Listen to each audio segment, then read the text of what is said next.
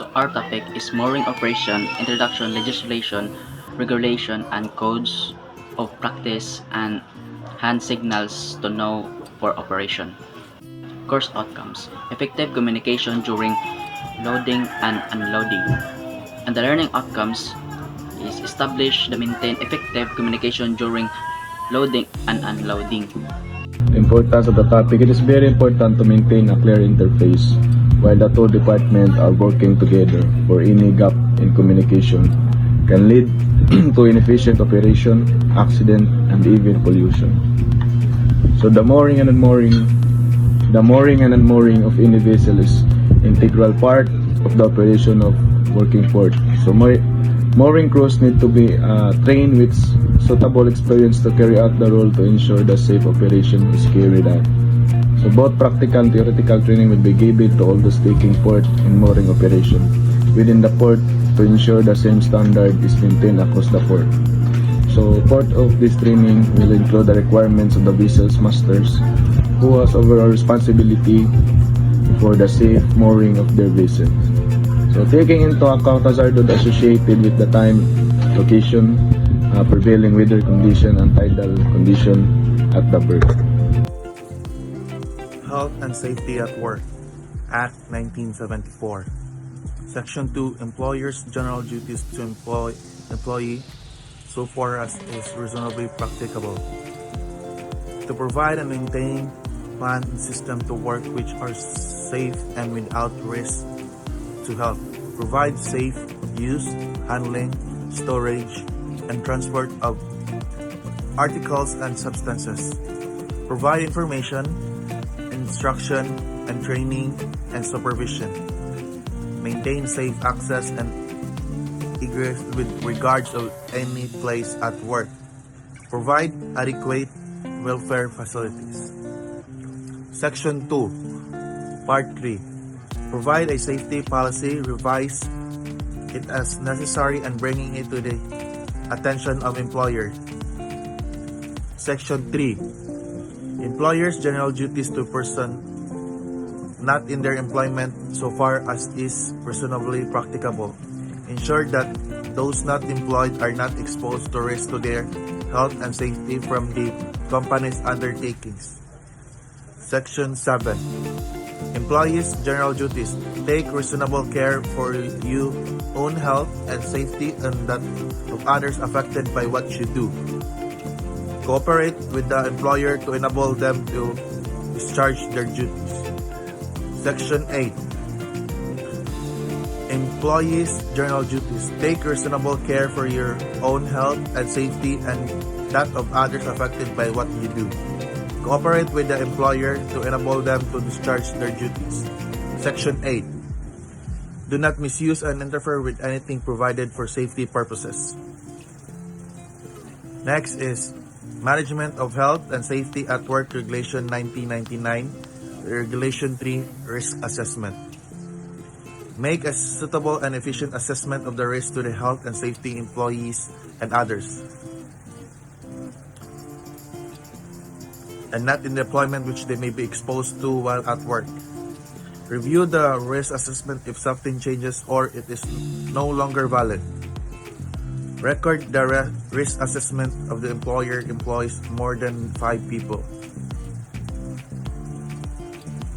So, Regulation 4, Principle of Prevention. Apply the principle of the prevention with considering control against risk. Regulation 10, Information for employees. Provide relevant information regarding the risks of health and safety identified in the risk assessment. Next is the preventive and protective measures in place. Last is provide relevant information regarding procedures. And then Regulation 11, Cooperation and Coordination, where 2 or more employers were share a workplace, cooperate with others. Coordinate the work, safety, protection, and arrangement.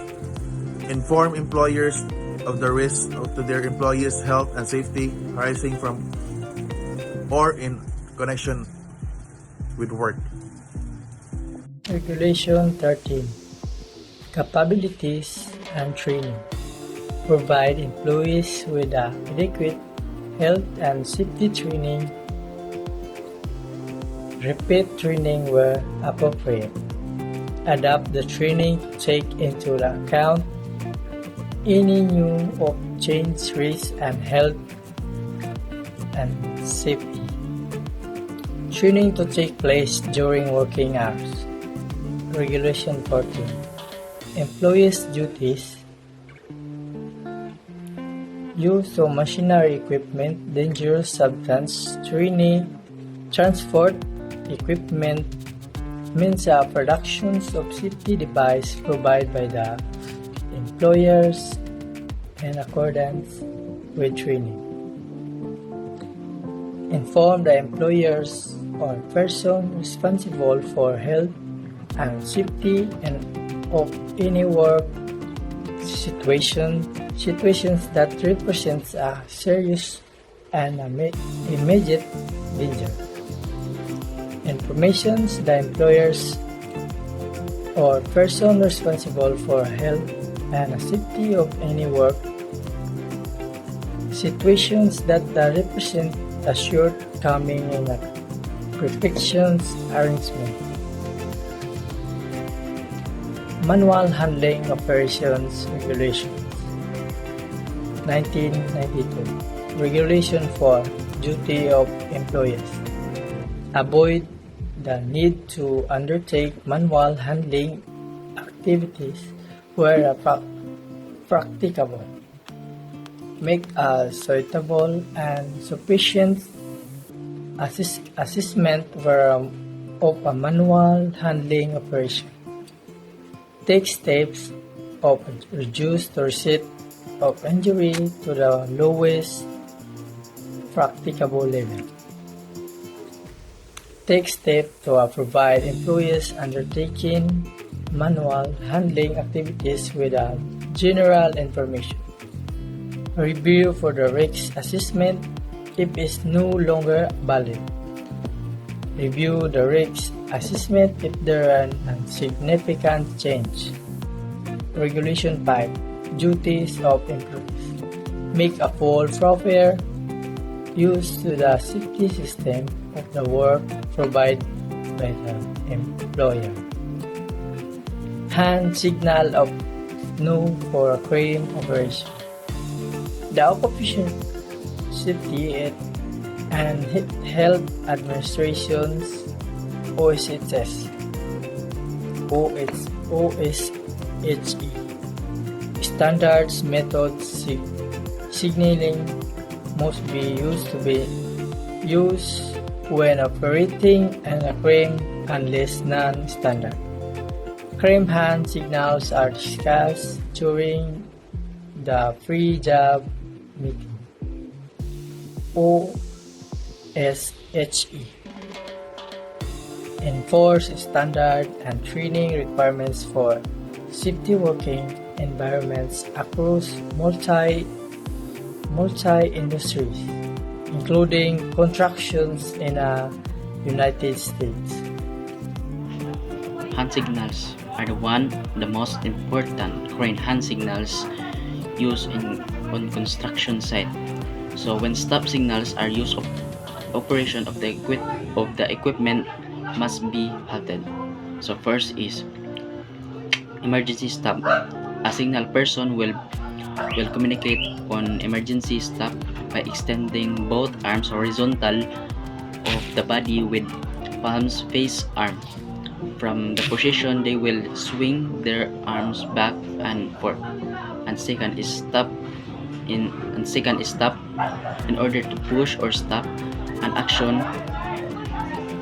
The signal person will extend arm and face palm down. They will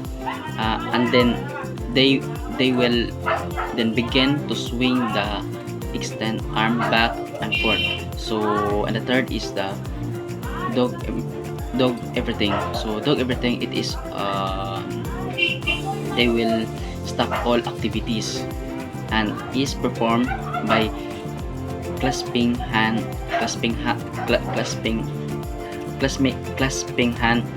together and placing them to the waist level.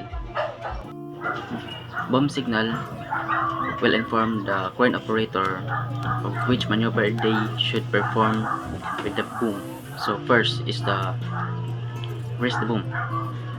To raise the boom is a signal person will extend an arm horizontally to the side of their body and thumbs up with closed fist and lower the boom. In order to lower the boom, the signal person will extend an arm horizontally and signal thumbs down with closed fist. And second is the swing boom. In order to swing boom, the signal person will extend arm out horizontally, swing their index finger to point in the direction of the boom is to swing.